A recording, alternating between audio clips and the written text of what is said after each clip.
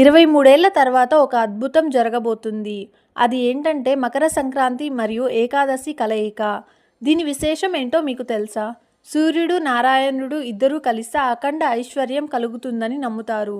23 ఏళ్ల తర్వాత ఈ యోగం కలగబోతుంది.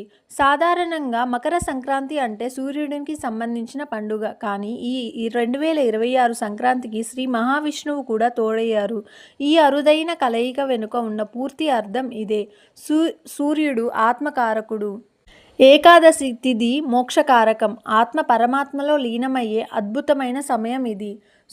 సూర్య సంక్రమణం జరిగేటప్పుడు ఏకాదశి ఉండడం వల్ల ఇది సాక్షాత్తు వైకుంఠ ద్వారాలు తెరిచినంత పవిత్రమైనది ఈరోజు. మరి ఈ రోజున నువ్వులకి ఉండే ప్రత్యేకత ఏంటో తెలుసుకుందాం.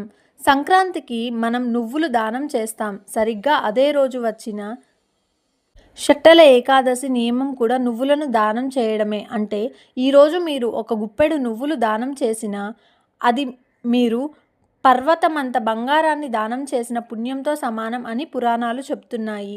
దీనివల్ల ఏం జరుగుతుందో మీకు తెలుసా? ఈరోజు సూర్యుడిని పూజిస్తే అనారోగ్యాలు పోతాయి. విష్ణువుని పూజిస్తే కష్టాలు తీరుతాయి. ఈ రెండు ఒకే రోజు జరగడం మన అదృష్టం. కాబట్టి జనవరి 14న మధ్యాహ్నం ఈ అద్భుతమైన శక్తిని వృధా చేసుకోకండి. ఇలాంటి మరిన్ని ఆధ్యాత్మిక విషయాల కోసం మన ఛానల్ను సబ్స్క్రైబ్ చేసుకోండి.